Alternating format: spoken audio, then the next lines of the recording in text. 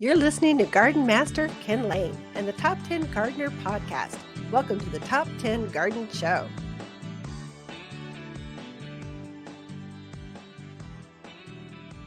And we are back in the studio with Lisa Lain. She comes in each week with your garden questions. Just what are people asking?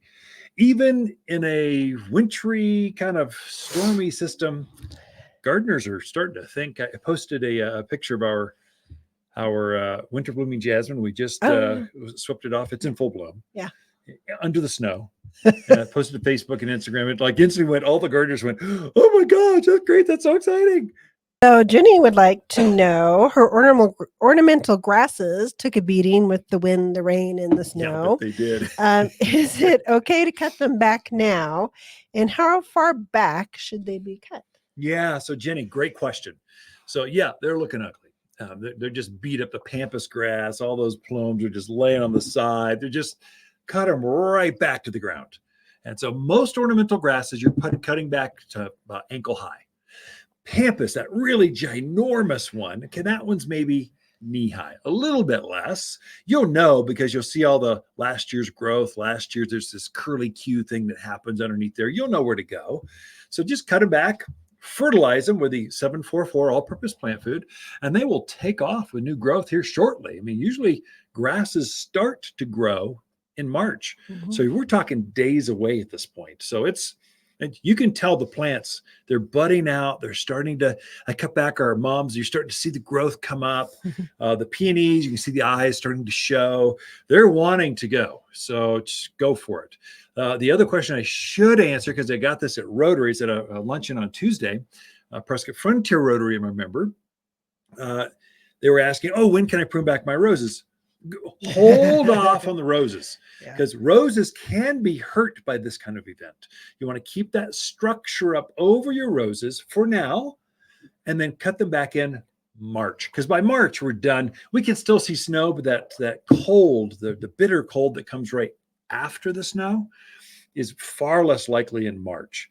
If you were to do that now, whenever the storm clears, there's this cold event that just gets spikes down real cold. That can damage a few more canes. And so you're left with, probably wouldn't kill the roses, but you'd be left with stubs instead of nubs. I don't know. You want your roses to be done, 3 to 5 canes about knee high when you're all done. You don't want, ankle high, because winter came and helped you even more. Okay. So, but yes, prune back ornamental grasses. Hold and off now's on time. Roses. Yeah, now's the time. Sounds good. So Tom would like to know, do you prune blueberries, or you just let them do their thing? Yeah, good. And the second part of the question is, when do you start to prune blackberries and raspberries? Sure. So great, Tom. Yes, you prune all those. Blackberries, you don't do a lot with them, but they can get this mangy. You give them a haircut, make them look shapely and pretty. So that's about all you do with those. Now, what was the other one? Blackberries and raspberries. Is that it? Mm-hmm. Blackberries and raspberries, prune them back now. So go for it. And generally speaking, now we get into caveats, little tidbits of different varieties. But generally speaking, what the encyclopedia, the garden books say is prune back last year's canes that fruited, leaving all the fresh new canes that grew last year that didn't really fruit. Those are the ones that are going to produce fruit this year. So you want to prune. That's both raspberries and blackberries. They're both the same. Marionberries, they're kind of all those brambles. They're the same. So cut back last year's cane that had fruit on it, and then leave all that entire cane, the whole thing. Don't cut it back at all. Just train it back to the fence or back to the guide wire, back to wherever you want to keep it. And then that thing is going to load up with fruit this coming spring. So I don't have time to go into details on how to go all that. Come in and see us. If in doubt, take a picture, bring in, and we'll mark it on your phone. Here, prune this one out. And so now's the time. Now before the end of March. Okay. So some of the raspberries and blackberries they've come out with lately are more of a shrub form, like the shortcake varieties. Yeah. Is that kind of the same as a blueberry? Do they prune on old wood, new wood? I'm not sure. They've also got the new Gem series. So there's a new series that prunes on first year wood and second year wood, although there's more production on the second year wood than the first, but there's both. That's where we got to maybe let us know what variety, because we're talking, I don't know, there's like 100 different varieties. Grapes. You prune back grapes right now. Just go for it. Now, grapes are totally different. You're just taking those right back, basically back to its main stalk, maybe keeping a form there.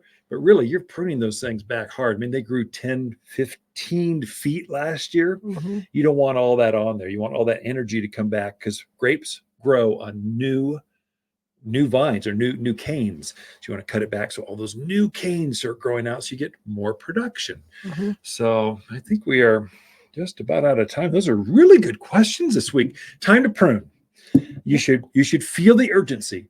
Time to get your soil ready. You should feel the angst. You should be adding manures and fertilizer, getting those flower beds, getting the vegetable beds ready, because planting season's just like days away. Good time to put out your wildflowers. It is. Great time to put out wildflowers. Ken and Lisa Lain, the Mountain Gardeners. Let's talk poop.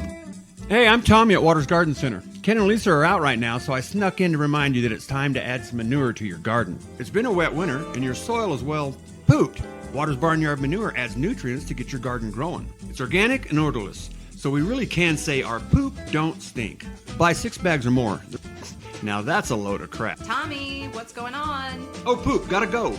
Natural, safe, odorless, and organic at Waters Garden Center. You're listening to Ken Lain, a.k.a. the Top 10 Gardener. Ken can be found throughout the week in Prescott at Waters Family Garden Center. Listen daily as he answers the top 10 questions of the week, streaming on Apple, Google, Spotify, or wherever you download your podcasts.